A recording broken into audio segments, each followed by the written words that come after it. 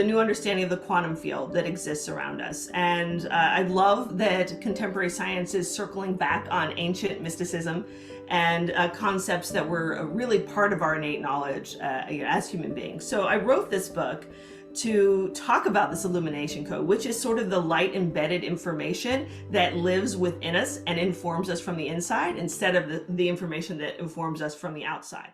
Thank you so much for speaking with me. Can you just give a quick, brief background on yourself and what you've researched and what you've written about? Yeah, thanks, Dylan. It's so great to be here. So me, I love intuition. I have been obsessed with intuition for pretty much my whole life.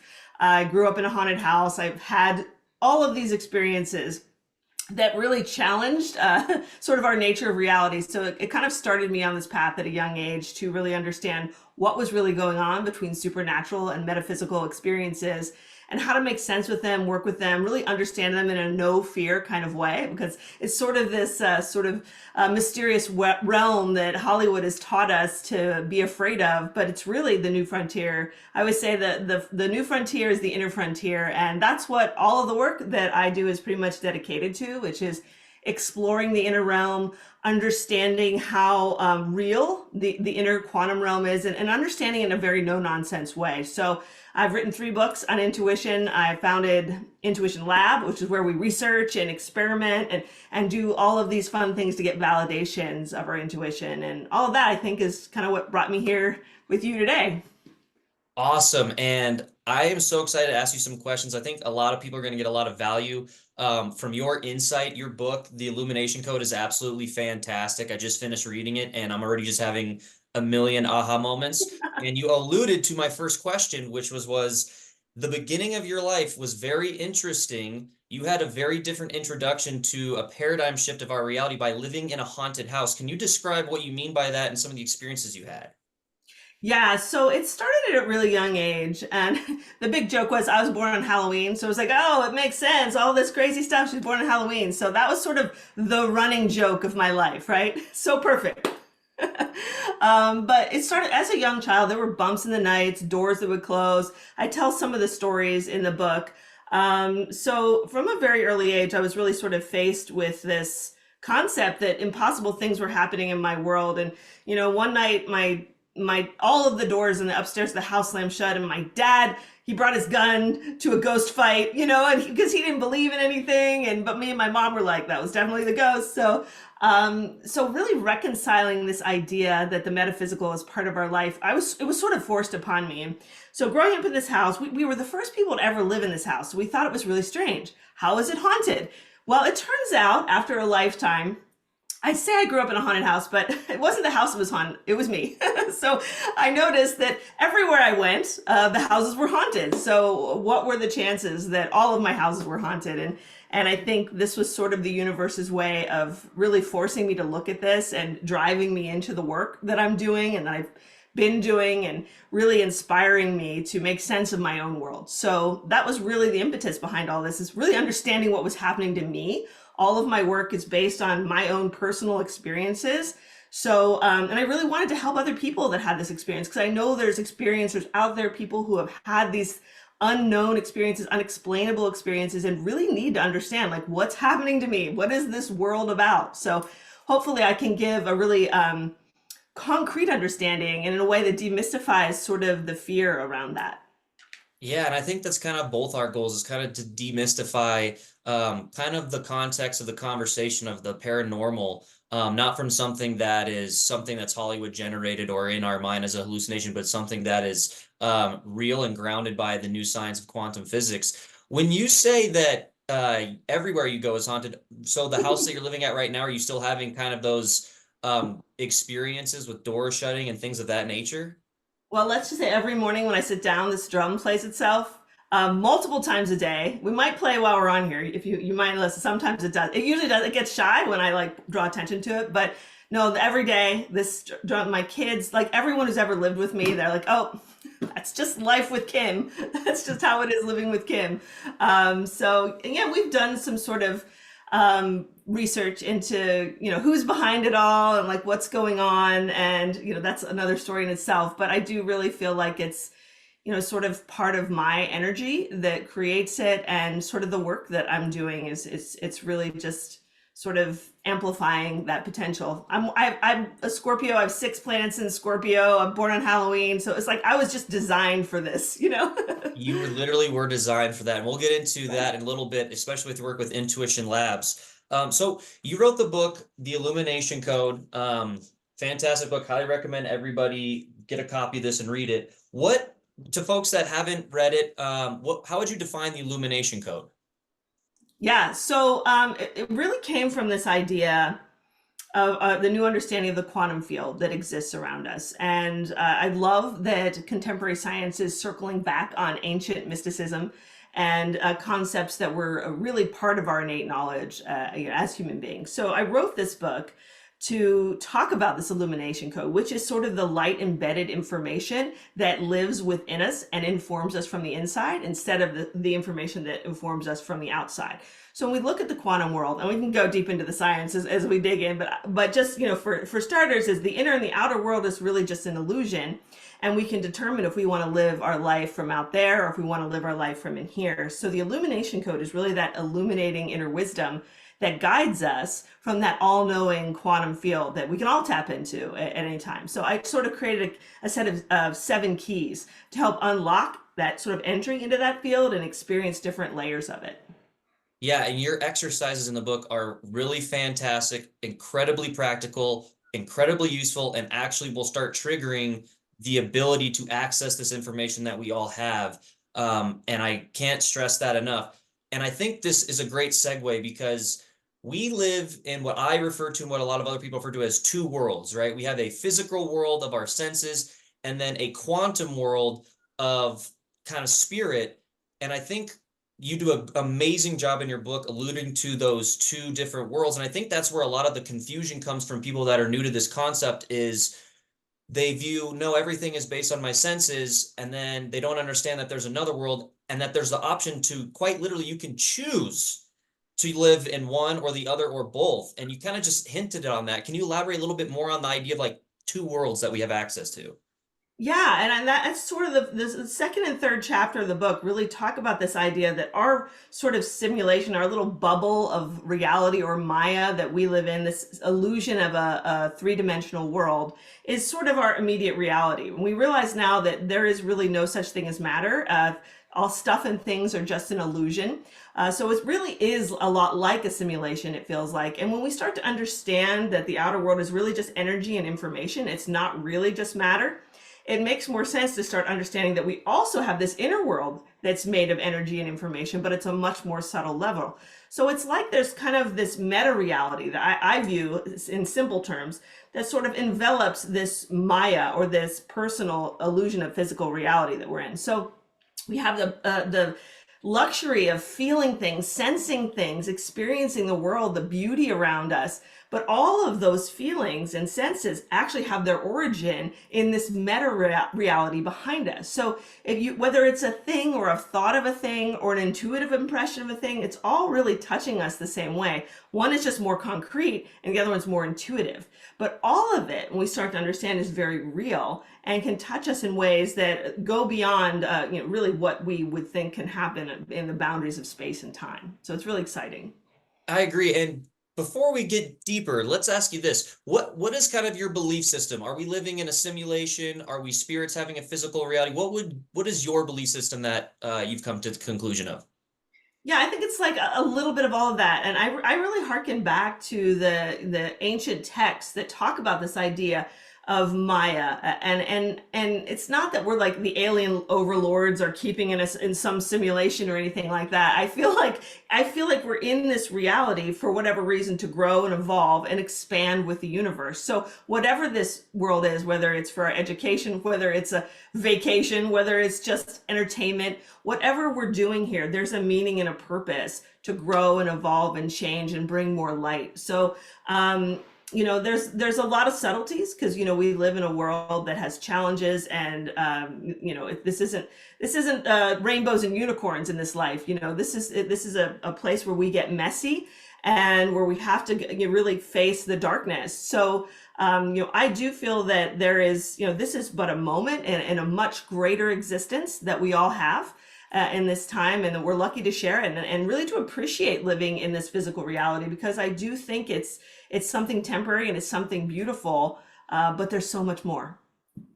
I agree, and I'm with you right there. I believe it's temporary, and I think it's maybe secondary. I think we have a Yes. more fundamental nature to us, and so that's why I asked. We a lot of people talk about simulation theory, like a video game of school, and that's kind of what I got from your book. Okay, so we're gonna switch gears here.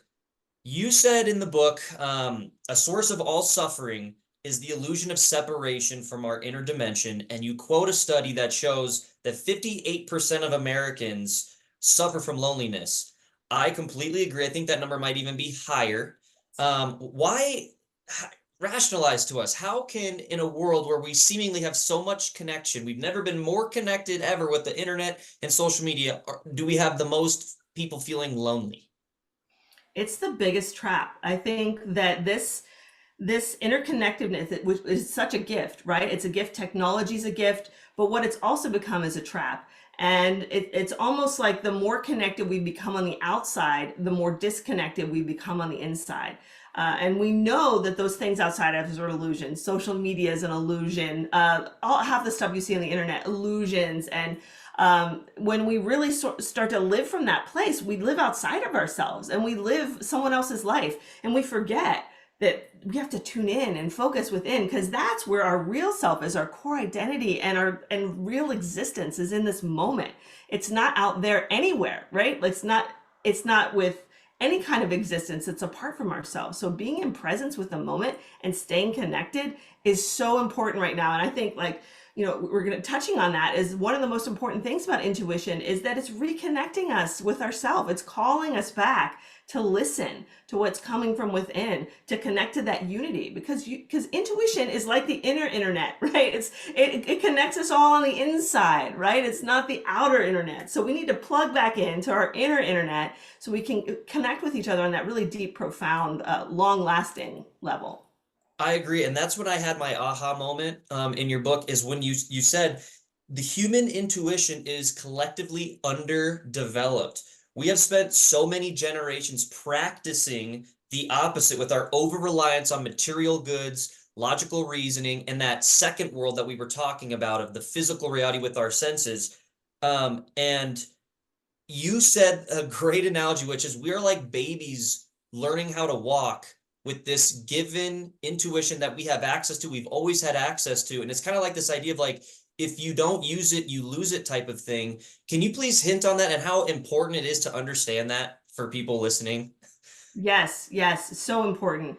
And one of the challenges I face is someone who advocates intuition, teaches intuition, and people say, "Well, I don't have intuition," or "Intuition's not real," right? So that's the outcome of, I think, first of all, centuries and centuries of disinformation about intuition. They want to take our power away. They want to make us think it doesn't exist because it's a threat. When we know our truth and we know that inner power, it's a threat to the powers that be in the outside world. So there's been a disinformation campaign. You should be afraid of it. You're going to get possessed. It's crazy. Like all of this nonsense, right? Which none of it's true. Intuition is really, it's just like our thinking intellectual mind. It's got all of this potential, right? It's our genius. It's our ability to create, to innovate, to change. All of this stuff is fueled by intuition. So knowing that, we realize how important it is now to rebalance our brains and start bringing this sort of intuitive side back up and stepping away from our over reliance on reason, right? That time was great. It's great. We got really smart. We've built many engineering accomplishments. We've got, our brains are just smarter than they've ever been, but it's time to balance that out with our intuitive nature. And I think that really is going to be the key to the next evolution of consciousness. We've seen this before. You read any of Graham Hancock's books, he talks about the great leaps that we've made throughout history, whether we're just from cave painting and art and suddenly being able to create symbolism. Well, it's not unthinkable that it's time to make another leap. And intuition is what's always kind of given us those leaps. So it's so important. And it's been really undervalued, underdeveloped. No one really knows what to do with it. It just kind of, for most people, just shows up now and then. And you're like, oh, that was really cool. Or, oh my gosh, what a strange coincidence or something, without realizing that you can control it and own it. And it's not something you just have to passively wait for. I agree, and I think that's a great segue. So you're doing some pretty cool experiments at Intuition Labs. Can you tell us how that started? Some of the things that you're seeing working with folks, you know, are these people that are receptive to this idea, or are they completely newbies? And I know it's really hard for people that have never actually taken a second to think about this, but we've all had that intuition, that gut feeling, that something that's unexplainable, or you knew something was off, or you knew you had to go this direction. A couple examples you mentioned in your book. We've all felt when someone's staring at us from a distance, right? You don't see them in the peripheral. You Yep. literally feel something from the back of your head, and you look and they're staring at you. That is a breadcrumb trail of the connection that we have that is not explained by classical Newtonian physics. You can look at a classic thing that you see on social media is you can look at objects and you can visualize with your tongue the texture of that object, and your tongue will feel it. Yes. Another type of metasensory that you talk about in your book of something that is not explained by classical Newtonian physics. So can you describe Intuition Labs, how it got started, and what you're seeing in those kind of experiments? Yeah. So, I started Intuition Labs it was about 8 years ago now. We actually started working in the format that it is now. I've been teaching much longer, but the idea with the lab was really to create a space for people to come in and say, okay, this happened to me, or how do we work with this, or let's practice this together. Because one of the great things about intuition is you can actually get validation. And the more people that participate in it in a group situation, the more validation you get. So we end up, the people that join Intuition Lab are usually people who are sort of new to intuition, new to like trying to understand, what's going on, know that something's going on here, but really want to get that validation so they can learn to trust it and live by it, right? Because that's the key. We might know that we have an intuitive experience, but how do we know that it's really our intuition telling us something or guiding us a certain way? So we do all kinds of fun stuff, whether it's just simple intuition exchanges where we practice using our intuition in conversation to help each other out,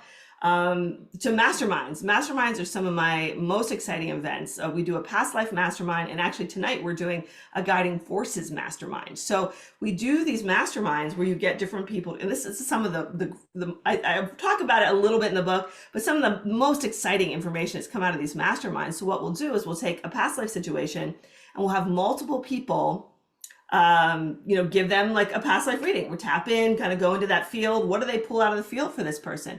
And time again, we get people who don't know each other, never spoke to each other, talking about the same situation. And I personally have been keeping track of mine for 8 years. And I've had over the like 5 or 6 students say the same thing year after year. People who've never met each other talking about these same things. This would be impossible, right? There's no statistical probability of this happening. So they're definitely getting information from this field. So we're just finding new ways to get validations that this is real. Yeah, look at what's possible. So we can push it and try new things and kind of push the envelope a little further. Wow, that's really fascinating. I can't wait to hear more things that come out of those experiments. Because I think as more people get receptive, and it's the power of the group collective, right? Because right now Yes, we have this society of like gaslighting people to think they're hallucinating or they're crazy. You need to take yes. pills. You don't know what you're talking about. You've been watching too much TV. You've been playing too many video games. And I think, especially the younger generation is now seeing that that's kind of just pure gaslighting and It's, is a control technique that, the powers that be that we talked about are trying to suppress, because we've seen it all in movies. We've seen it in nature. When a large group of people come together, there's no stopping whatever that large group wants to do. And that's really the message of the new science of the quantum field, this understanding that we are all connected, that there is no separation, that it is an illusion. So the work that you're doing out of Intuition Labs is so valuable. And so thank you so much for doing that and sharing that. I think that's going to be a really big catalyst for kind of this new wave of practicing this quantum intelligence, and illuminating the inner power that we all have that we've suppressed for so long. So you Exactly. are a mom and Yes. you have kids. Yes. So most kids do the opposite of what their parents tell them to do. How do your kids, how are they receptive to all this work that you're doing? Well, I think it's interesting because, well, my older daughter she's very practical, Taurus rising, very, grounded in the material world. So, she tolerates me. But my younger daughter, really, I think this whole thing has caught on. But what the real underpinning is they've all seen this stuff in action just from living with me. So none of them have any doubt that it's real. Even my very grounded materialistic daughter she has no doubt that this is real because she's seen too much. Like that's once you live with me, you've seen too much, right? So there's not a doubt that this is happening, but there is definitely this sort of tension of, well, is this something that I can talk about in public? Is this something that I'm gonna own or tell my friends? My youngest daughter has really leaned into it. She takes all my cards and does them with her friends and everything. So and she's really into astrology. So I feel like my wisdom's being carried on in that way. But it really is important, I think, for the younger generations to understand that the many ways that intuition can help you right from the start. Because if one of the reasons I wrote these books is for other people to have the information that I didn't have. My journey started when I was 23. That was like all of these crazy things started happening. That's like the big catalyst, right? So at this point in life, when you actually understand when you're in your early 20s what intuition is and how powerful it is, it can change the trajectory of your whole life. It can make such a difference. So I think really learning to tap into this stuff at a young age can save you a lot of pain, really relationships, so important for relationships, finding the right person, having people who honor you, knowing empathetic boundaries. When you recognize your intuitions, all these things start to become much easier. Also mental health.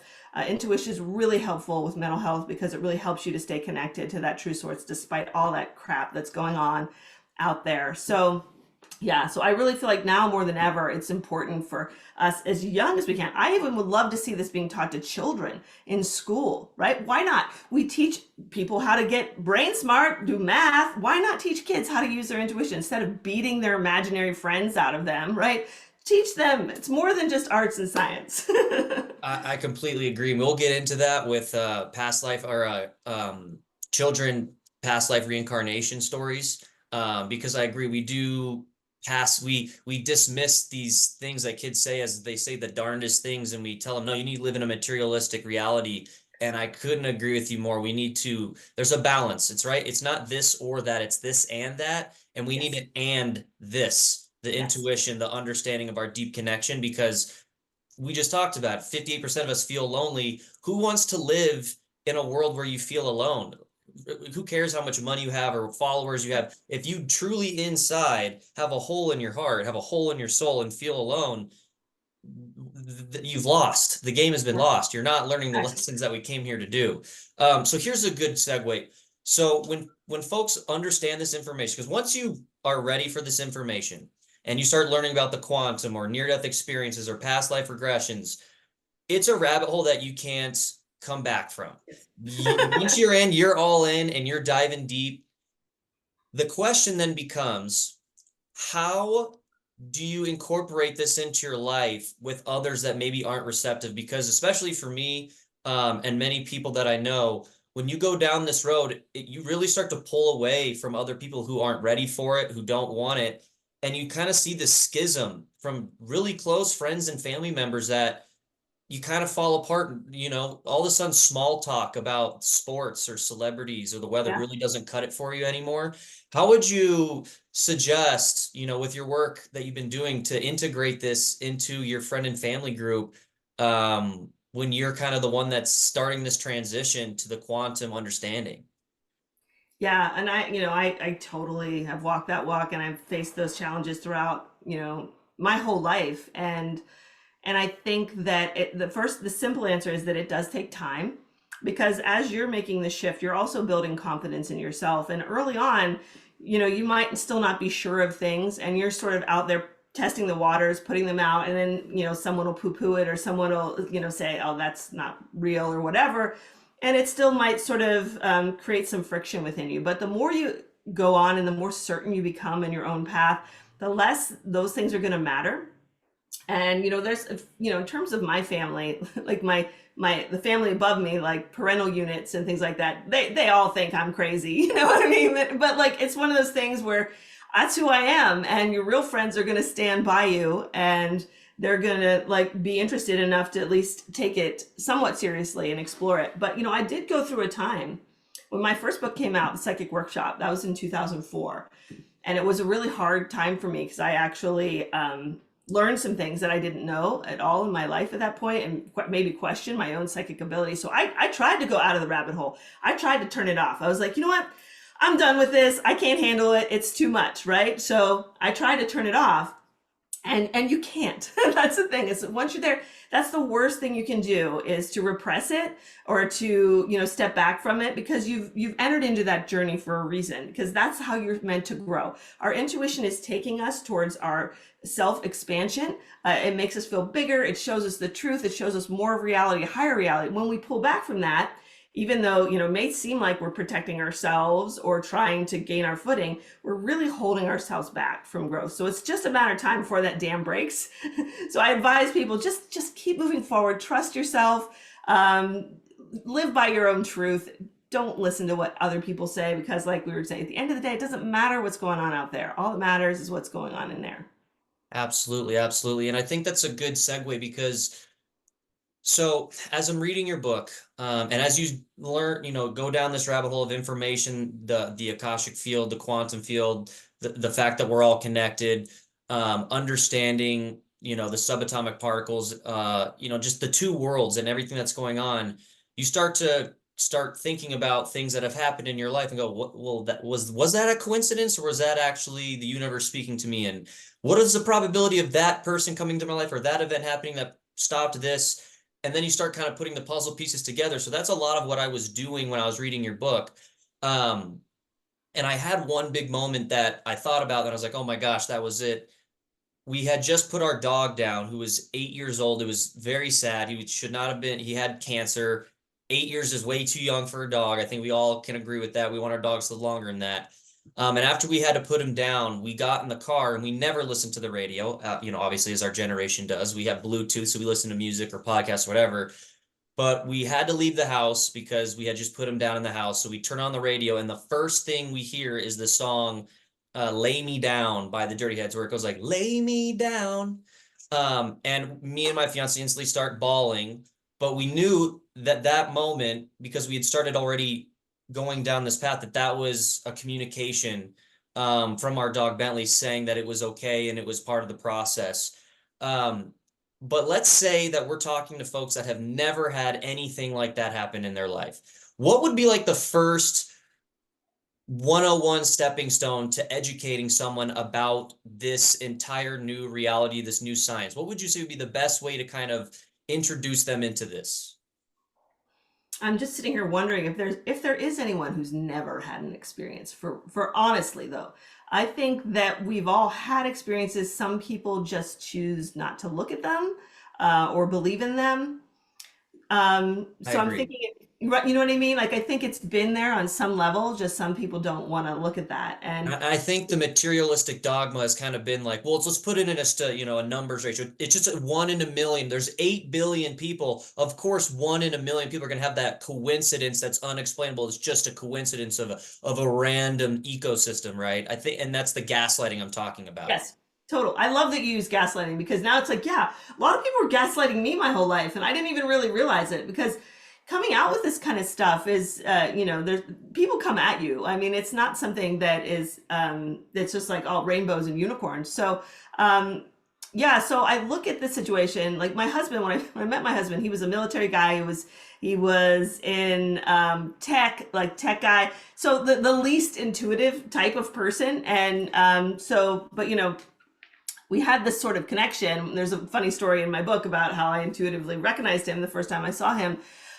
So he learned from seeing my intuition in action that it's real, and now he's become one of the biggest intuition advocates I know. When he didn't believe in any of this stuff because it was just not part of his world. So I think it's just raising awareness of it, getting people to tune into it, and just open their minds to it a little bit.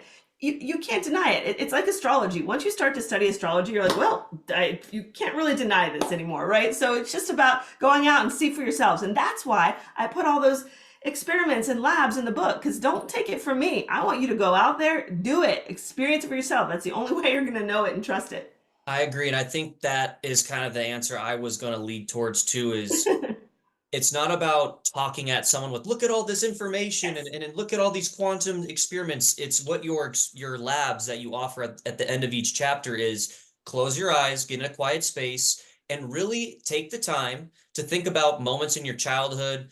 What, let something just come to you and go, was that by coincidence? Was that a quantum push? Was that an intuition? Was that this idea of this connected field kind of guiding me? And I think if you really set aside your predisposed beliefs, going into it with an open mind, and really accept that moment for what it is, what you call an experiment, I think you'll be really honest with yourself and go, you know what? I don't think I can explain that by happen chance. I think that is really something that might have been this quantum field. And as you start to practice it, right? It's just like practicing anything, a new dance move, a new instrument, a video game. We all suck at it at the very beginning. Yes. We all Yes. have to be weak to get strong in the gym first, right? And I think if you just put a little bit of time and effort and practice once a week, you'll start to kind of dial this in and kind of understand. And then you'll be able to look for it when you drive in your car and you go out into public and you talk with people. And then you'll really start to see the magic. And then it becomes like a flood. It becomes a tidal wave of information. I think you can agree with that. Absolutely. It's just about sort of opening up the tap and letting that in, right? And we can close it off in the beginning if we just don't want to see it. But once you start to let that drip in, it just opens this pathway for more and more and more. And I always say the more attention you give your intuition, the more attention the universe is going to give you for it. So, really just opening up and looking for things is an intention in itself for the universe to start speaking to you. And there's lots of different ways to do that, looking for those signs and synchronicities. People love my insight cards. I have this little online card deck people can play with. Just looking at an image and letting an image speak to you. You get some really amazing insights that come through with that. So, yeah, just starting a little practice, a weekly practice, reading a little bit about, opening it to it, you'll be amazed at the stuff that starts to happen. I agree, and we're going to talk about your quantum push. I'm going to give a quick example because I think this is fantastic. So that ends part one. You're going to want to check out part two, where we learn about her quantum push, what shook up her entire life, why she quit her job and started this work in Intuition Labs and started becoming an author, as well as we're going to talk about near-death experiences, child reincarnation, and quantum physics. So you don't want to miss out on all this information that could quite literally change your life.